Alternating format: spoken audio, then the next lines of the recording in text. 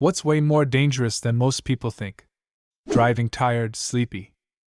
Man, I've done a full shift driving hundreds of miles, getting in and out the car for hours and filling in the reports. The worst one was I had like 2 hours sleep the previous night, and at the end of my shift I thought I saw a UFO. I was absolutely convinced. Turns out it was the moon. The dangerous part of drowsy driving is nobody really takes it very seriously. It's not like a cop will test you on breathalyzer or something, so most people will ignore it. It takes a split second to fall asleep while dreaming that you are awake and still driving and end up killing innocent people. It's the same as DUI. People know that rip currents are dangerous, but don't think about them as a real threat often enough.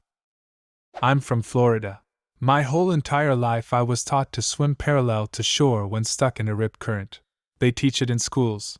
There are commercials about it. The signs say it. You'd think it would be ingrained. But what does my grown ass do the first time I got sucked into a rip current?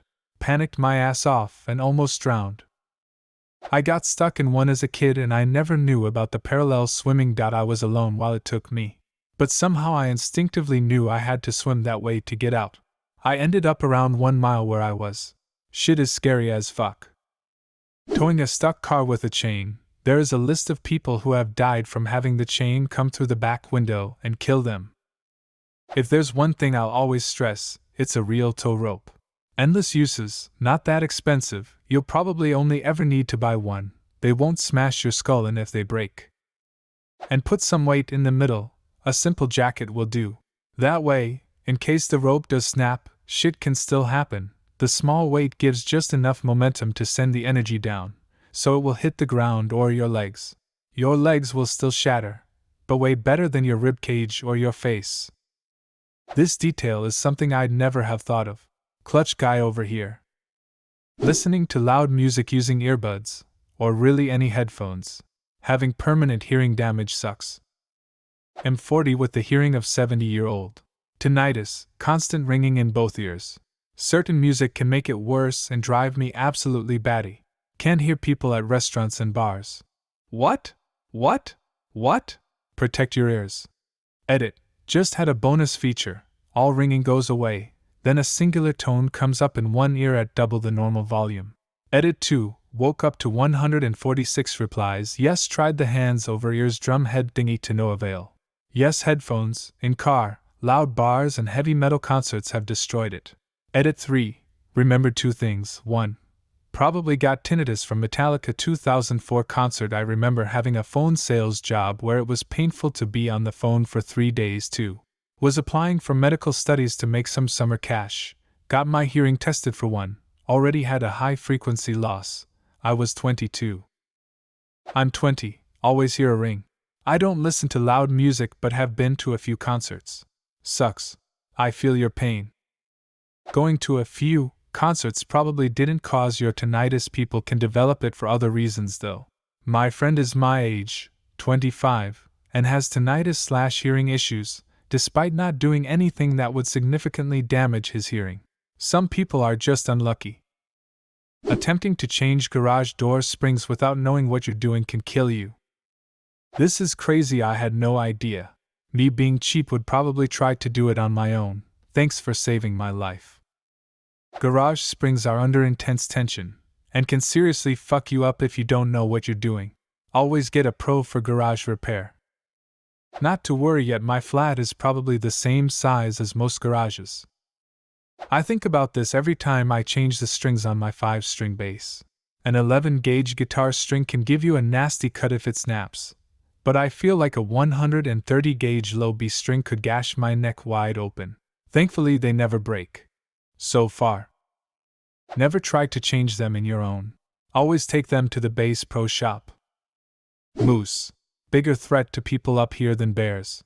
Edit. Clarification. By up here, I mean Canada. Another clarification: we have a lot of moose and not a lot of grizzly bears. The more common bears, black bears, while still shouldn't be provoked, are a lot smaller and more timid than grizzlies.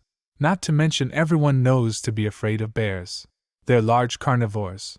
Most people don't know to be afraid of moose. Hitting a moose with your car is pretty well a guaranteed fatality, but it's also highly underestimated how dangerous these things can be on their own. They can be around the same height as a transport truck and have a nasty temper if you decide to bug one. Being knocked unconscious. Lots of popular media makes it seem like a minor thing that an average person can shrug off after a short period. In reality, if you are ever knocked out, then you have suffered brain damage. It's possible there might not be any lasting effects, but it's a serious injury and you 100% need to see a doctor if it ever happens to you. Bites from other human beings are actually really dangerous due to infection rates. A friend bit me once. I turn into her every full moon. My mom got drunk and bit my dad.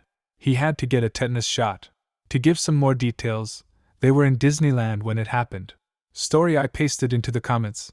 So I guess what had happened was my mom got completely trashed and was gonna go stay with some guy she had met in the park. She's an alcoholic. My dad was like, "If you go stay with this guy, you're not coming back to the room," so he locked her out. She had her fun with random guy, came back to a locked room and started pounding on the door. When my dad opened it, she bit him, and then the police were called. Thanks for the awards. I'm on my phone so the formatting is janky. Doing nothing for a long period of time. It gets addictive, and it's the hardest thing ever to get back on your feet. Can confirm. Currently sat outside my work on first day back, and damn, it was hard to get up at 6 this morning after doing nothing throughout lockdown. Eating a lot of spinach. Believe it or not, people have had kidney failure from 3 spinach smoothies in a day. This is due to the high levels of oxalic acid. Now all night long I'll be wondering if I'm spinach poisoned. Blocking your nose when you sneeze. Though it's rare, you can damage blood vessels in your eyes and nose, you can rupture your eardrum, and you can even have an aneurysm. Okay, I'll stop doing that. A kind of random one. But don't eat uncooked slugs or snails. They can have parasites that will make you paralyzed and eventually kill you. An Australian kid died a couple of years ago from it. An awful way to go. Not wearing sunblock. You reminded me of tanning beds I despise then and think they should be illegal. People will go in them completely unprotected and get blasted with UV. All in the name of vanity. It's ridiculous. Living alone. If you get seriously injured or ill at home and you're unable to reach a phone, your chances of survival are much lower than if you have at least one other person in the household. Had an older employee who lived with her son. She didn't turn up for work. Very common to no-show/no call at our workplace, just not for her. I had a weird feeling after she wasn't picking up when I called. Waited a few hours and decided to go knock on her door. No answer, but her car was there. I phoned the non-emergency police line and they showed up and broke in. She was found in her bedroom on the floor completely out of it, and turns out she had a very bad case of meningitis. She was admitted to the hospital for a month and they told her if she had been found by her son by the time he returned home from work, 4 hours after we found her, she most likely would have been dead. Trust your weird, gut feelings. Edit. What the heck? Thanks to the kind souls for the awards/gold. It's super appreciated. My grandma almost died this way. She fell when getting out of the tub. Her phone was in sight but out of her reach. Her neighbors heard pounding but didn't think anything of it. She was naked and alone on the floor with a broken hip for 3 days. Edit spelling. How did she get help? She didn't drive, so my mom would take her grocery shopping once a week. My mom, her daughter, was the one that found her. My mom felt so guilty that she didn't visit or call sooner. Grandma never fully recovered from it. Anything under tension can be dangerous. Guitar strings hold around 200 pounds of tension. A game of tug-of-war can put thousands of pounds of tension into a rope. It's even been known to kill people. True story, as a 14-year-old I played a game of tug-of-war with a large number of people and the rope snapped and whipped back and hit me, leaving me with 3 fractures in my hands. 3 surgeries and lots of PT later. I'm happy to report no nerve damage, but I'm never playing that game again. When I used to compete on tug-of-war in Japan for my local community, I had to wear a helmet. It seemed ridiculous until now. Palm trees. They are so much heavier than they look and their branches can kinda just fall off without warning. Hiking in Arizona heat. Grand Canyon too. You can go down a lot quicker than up. Walking downstairs with your hands in your pockets. Never ever do it, especially not drunk. A fall down even 1 or 2 stairs with no hands to catch you can break your neck. I've seen a video of a man tripping and falling down 4 stairs, hitting the top of his head on the wall, and dying right there in the stairwell. Driving. Like you see the statistics of car crash deaths, but I don't think you ever truly realize how dangerous it is to simply drive somewhere since it is such a routine thing. Misinformation. Facebook has entered the chat. Fox News has entered the chat. Reddit has entered the chat. Deep cuts on your fingertips. They're called felons and can infect your bloodstream. Clean them out, and if you see a red line going up your arm, get yourself to the ER immediately. My neighbor almost died from this when she cut her finger on her violin string. Edit. Removed my advice about changing tires. My main point was don't go under your car if the tire's off without a jack stand, but that should be obvious.